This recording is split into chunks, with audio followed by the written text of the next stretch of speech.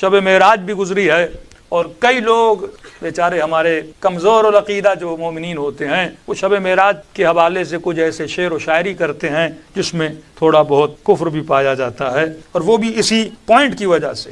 اس بات سے کوئی انکار نہیں کہ جب رسول شب معراج پر گئے اور جب اللہ نے کلام کیا اور قاب قوسین او ادنا کی منزل پہ آ کر پہنچے تو جو آواز سنی تھی اس میں لہجہ علی کا تھا۔ اس سے کوئی انکار نہیں ہے کہ جو کلام ہو رہا تھا وہ لہجہ امیر المومنین میں ہو رہا تھا۔ اب بعض لوگوں نے کیا سمجھا کہ بھائی کیا مقام ہے امیر المومنین کا، یہ تو نبی سے پہلے وہاں پہنچے ہوئے تھے۔ اور بعض شاعری میں بھی آپ نے دیکھا ہوگا کہ نبی نے یہ کلام کیا کہ علی تم تو مجھ سے پہلے یہاں پہنچ گئے ہو، تو لہٰذا ایک تقابل کی صورت انجام دے کے خدا نخواستہ کبھی رسالت کے درجے کو گھٹانا، کبھی ولایت کے درجے کو رسالت سے اوپر لے جانا، اب لوگوں کی یہ سمجھ میں نہیں آئی کہ جو کلام ہوا وہ تو ہوا امیر المومنین کی آواز میں، لیکن امیر المومنین کی آواز تھی یا امیر المومنین کی آواز کی مشابہت تھی؟ کیا وہ کلام خدا کا تھا یا امیر المومنین رسول سے پہلے وہاں پر پہنچے ہوئے تھے؟ یہ وہی جواب ہے کہ جب رسول نے کہا کہ علی کہ جب میں دعا کرتا ہوں پوری کائنات میں دیکھتا ہوں کہ میرے بعد سب سے زیادہ اللہ کو محبوب کون ہے تو علی تیرے علاوہ مجھے کوئی نظر نہیں آتا۔ اور جب رسول نے اللہ سے پوچھا پروردگارا میں تجھ سے کلام کر رہا ہوں لیکن مجھے آواز علی کی آ رہی ہے، یہ تو سنی سنائی آواز ہے، تو فرمائے پروردگارا علی کی آواز میں کلام کیوں کر رہے ہو؟ تو اللہ کی آواز آئی کہ میرے حبیب جب محبوب سے بات کی جائے، اب خدا کا نہ کوئی گلا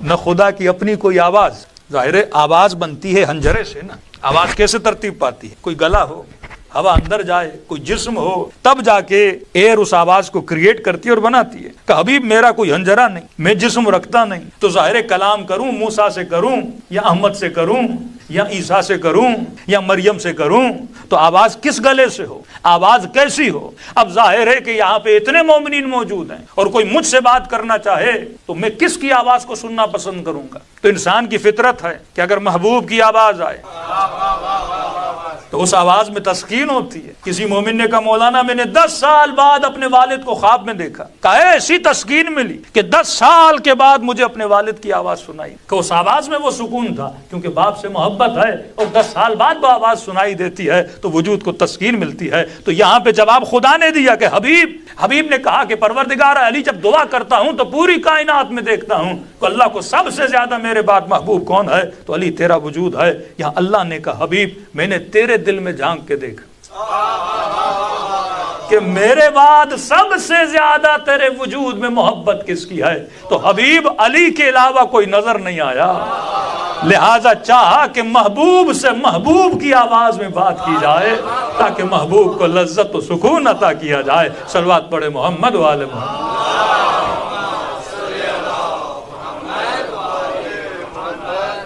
میں نے شاید پہلی مجلس میں کہا تھا یہ سارا چکر جو ہے یہ چکر محبت ہے۔ یہ پوری دنیا سمجھو ایک محبت ایک ایسا گھوڑا ہے جو آگے دوڑ رہا ہے اور انسان اس کے پیچھے پیچھے دوڑ رہا ہے۔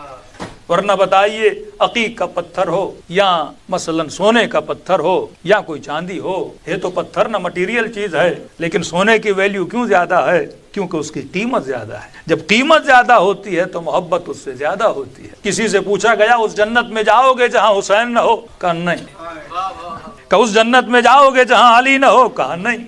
لیکن بعض لوگوں سے پوچھئے جو صرف حوروں کے پیچھے ہیں، جو صرف غلمانوں کے پیچھے ہیں، جو صرف باغ و باغات و پتہ نہیں شہد اور دودھ کے پیچھے ہیں، تو ان کا تو ان چیزوں سے لینا دینا نہیں ہے نا۔ لیکن مومن کہے گا جنت بھی وہ اچھی جہاں حسین موجود ہے، جنت بھی وہ اچھی جہاں میرا محبوب موجود ہو۔ اب سب سے بڑا کمال شیطان یہ ہے اور سب سے بڑا کمال اہل بیت یہ ہے، ایک طرف معصوم کا دشمن۔ اب وہ چاہے لفظ شیطان صرف ابلیس کے لیے نہیں ہے، وہ شیطان کبھی یزید بن جاتا ہے، وہ شیطان کبھی فرعون بن جاتا ہے، وہ شیطان کبھی شاہ ایران بن جاتا ہے، وہ شیطان کبھی پاکستان کا نواز بن جاتا ہے۔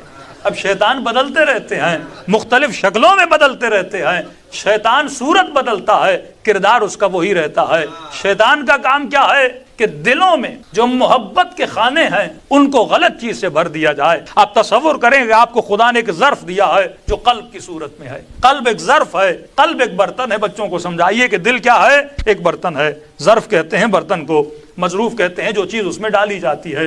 اب مثلاً ایک گلاس ہو, اس میں پانی ڈالا جاتا ہے, اب آپ کی مرضی ہے کہ اس گلاس میں پانی ڈالو یا خدا نہ خواستہ اس گلاس میں کوئی نجس شراب کی چیز ڈالو یا اس گلاس میں کوئی شربت ڈالو یا آب زمزم ڈالو, یہ میری مرضی ہے. اللہ نے دل دیا ہے, اب میری مرضی ہے کہ میں دل میں ڈالتا کیا ہوں. اب تیری مرضی ہے کہ دل میں حسین کی محبت ڈالو, تیری مرضی ہے کہ دل میں شیطان کی محبت ڈالو.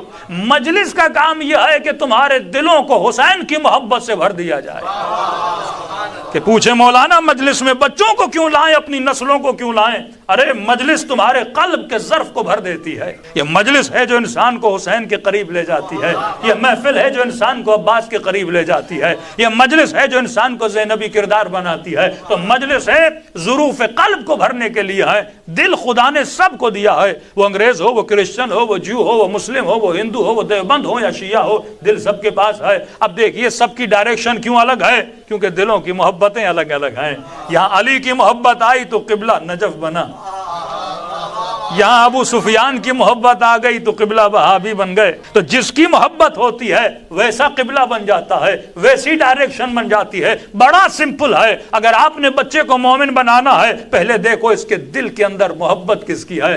محبت علی کی ڈالو گے, یہ علی کے پیچھے لگے گا. محبت اسپائڈر مین کی ڈالو گے, یہ اس کے پیچھے لگے گا. جس کی محبت ہوگی اس کو فالو کرے گا. تو دشمن کا کام یہ ہے کہ تمہارے دلوں میں غلط محبتیں ڈالے, اور اہل بیت کا کام یہ ہے کہ تمہارے دلوں میں صحیح محبتیں ڈالے. کمال امام حسین یہ تھا کہ حسین نے کربلا میں حر کے دل میں اپنی محبت کو اتار دیا تھا, اور جہاں حسین آ جائے وہاں پھر یزید کی گنجائش نہیں رہتی. صلوات پڑھے محمد و آل محمد.